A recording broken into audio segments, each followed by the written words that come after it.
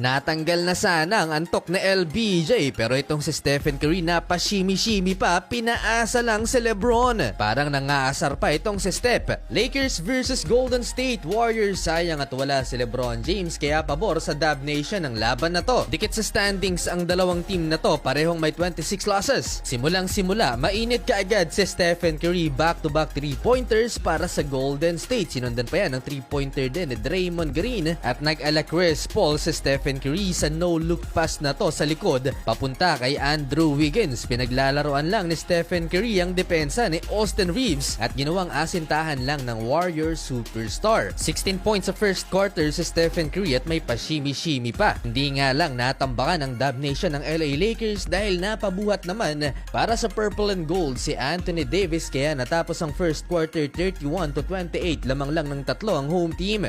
Second quarter, tanggal antok naman si LeBron James kay Jackson Hayes matapos ang slam dunk na to. Lumamang ang LA Lakers kaya naman napatayo doon si LBJ, pero para sa Golden State Warriors, ang rookie big man na si Trayce Jackson Davis kumana at nagtala ng 13 straight points mga idol, 13. Kaya nakalamang ulit ang Golden State Warriors 44-42, cutting dunk mula sa no-look dime ni Stephen Curry. Ang gaganda ng assist ni Stephen Curry, nagsalitan lang ng kalamangan dito sa second quarter. Kumana ang isa pang rookie ng Golden State na si Brandon Podziemski, back-to-back 3-pointers para sa Dub Nation. Lamang na ulit ang Golden State Warriors. Max Christie naman mababalian pa ng paa sa ginawa ni Stephen Curry, step back 3-pointer. Halftime, 25 points for Stephen Curry and Andrew Wiggins, buzzer beater putback layup, lamang ang Warriors 67-56.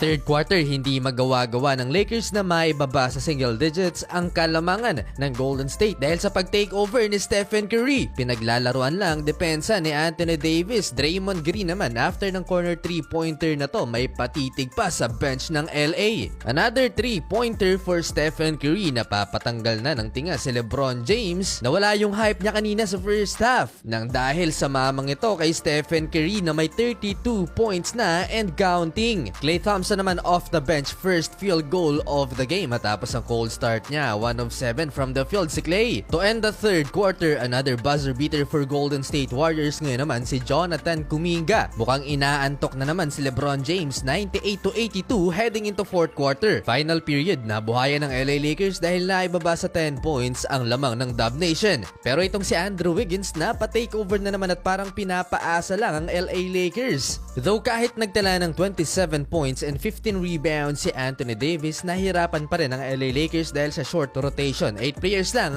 ang active para sa Purple and Gold. Tapos hindi pa gaanong nakakatulong ang second unit sa opensa. Habang si Trayce Jackson Davis, ang rookie, 17 points na off the bench. Panibagong milestone na naman for Stephen Curry dahil umabot na ng 6,000 career assists sa game kontra LA Lakers. Under 6 minutes sumuko na ang LA Lakers at inilabas na ang kanilang starting 5. Panalo mga idol ang Golden State Warriors sa likod ng 32 points ni Stephen Curry at 20 points kay Andrew Wiggins.